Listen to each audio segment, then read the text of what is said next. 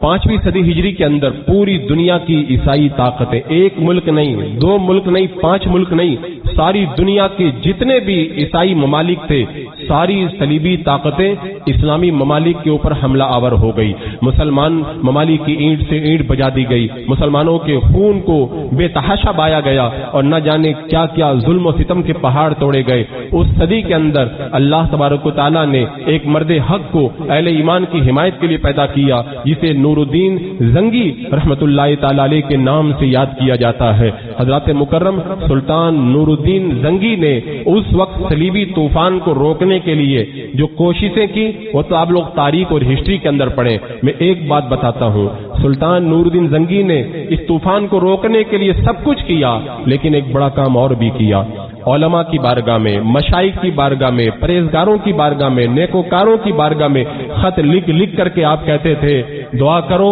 اللہ تعالیٰ مسلمانوں کی خیر فرمائے. آپ حضرات دعا کیجئے اللہ تعالیٰ اہل ایمان کو فتح عطا فرمائے. سلطان نور الدین زنگی نے بتایا اہل ایمان کا طریقہ کیا ہوتا ہے. وہ کوشش کرتا ہے، حکمت عملی اور وہ تدبیر کرتا ہے، سب کچھ کرتا ہے، لیکن اسے ضرورت ہے دعاؤں کی، اسے ضرورت ہے رب کی بارگاہ میں مانگنے کی، اسے ضرورت ہے اللہ کی رحمت کے دروازے کو کھٹکھٹانے کی. تو علماء، مشائخ، اولیاء کرام کی بارگاہ میں لکھ کر کے کہا کوشش ہم کر رہے ہیں، آپ ہمارے لیے دعا کریں اللہ تعالی ہم کو فتح عطا فرمائے. اور اس کے بعد میں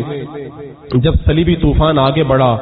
اور معاذ اللہ جب انہوں نے بیت المقدس فلسطین پہ قبضہ کیا، بیت المقدس مسجد اقصی پہ قبضہ کیا، وہ تاریخ کا ایک بڑا دردناک منظر ہے. اب آج کل کی تو جو ہماری نسل ہے اس کو پتہ بھی نہیں ہے کچھ، وہ تو خالی آج کے 2-4 باب لنچنگ کے واقعات کو خالی پکڑ کر کے بیٹھے، انہیں پتہ نہیں ہے اہل ایمان کے ساتھ کیا ہوا ہے. جب بیت المقدس ان جو ہے وہ صلیبی کتوں نے جب فتح کیا تھا، اس وقت میں صرف ایک بات عرض کروں کہ جب وہ فوجیں داخل ہوئی تھی بیت المقدس کے اندر تو مسلمانوں کا خون اتنا بہایا گیا تھا کہ ان کے گھوڑوں کے گھٹنوں تک پورے شہر کے اندر خون بھرا ہوا تھا، اور جب کوئی چلتا تھا تو گھٹنوں تک خون کی ندیاں بہ رہی تھی. اور اس وقت کے جو حالات تھے اس کو جو ہے وہ